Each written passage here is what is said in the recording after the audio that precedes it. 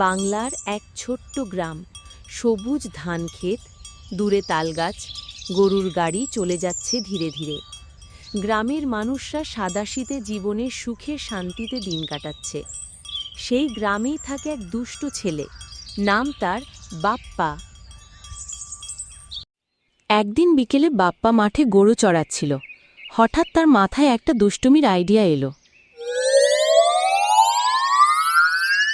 বাঘ এসেছে, বাঘ এসেছে, সবাই দৌড়াও।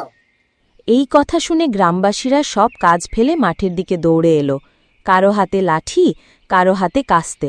সবাই ভয়ে ভয়ে চারদিকে তাকাচ্ছে। কোথায় বাঘ? আমি তো কিছুই দেখছি না। তোমরা সবাই বোকা, আমি শুধু মজা করলাম।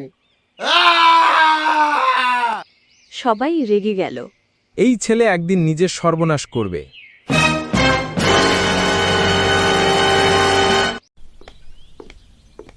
কয়েকদিন পর বাপ্পা আবার একই কাণ্ড করল। বাঘ এসেছে, বাঘ এসেছে।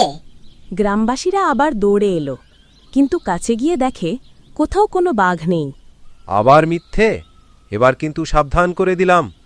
শোন বাপ্পা, যদি আর কখনো মিথ্যে বলিস কেউ কিন্তু বিশ্বাস করবে না।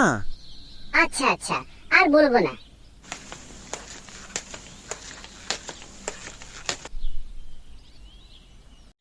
এক রাতে সত্যিই মাঠে বাঘ এসে পড়ল। অন্ধকার মাঠে হঠাৎ ভয়ঙ্কর গর্জন শোনা গেল।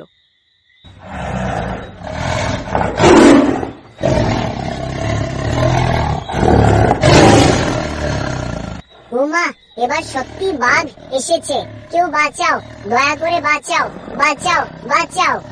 সে প্রাণপণে চিৎকার করতে লাগল, কিন্তু গ্রামবাসীরা দূর থেকে শুনেও কেউ এগিয়ে এলো না। ও নিশ্চয়ই আবার মিথ্যে বলছে। হ্যাঁ, এতবার প্রতারণা করেছে, এবার আর বিশ্বাস নেই। বাপ্পা একা মাঠে ভয় কাঁপতে কাঁপতে কান্না করতে লাগল। তার তখন খুব অনুশোচনা হচ্ছিল।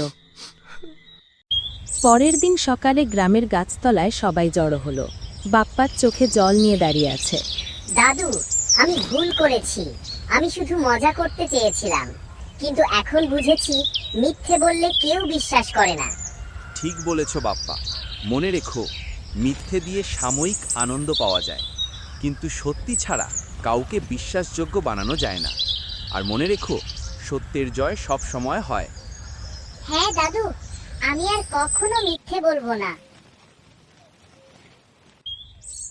সেদিন থেকে বাপ্পার সত্যবাদী হয়ে উঠল। গ্রামবাসীরাও আবার তাকে ভালোবাসতে শুরু করল। গ্রাম আবার আগের মতো শান্তি আর আনন্দে ভরে উঠল। সবসময় সত্য কথা বলবে। মিথ্যে বললে কেউ বিশ্বাস করে না। সত্যের জয় সবসময় হয়।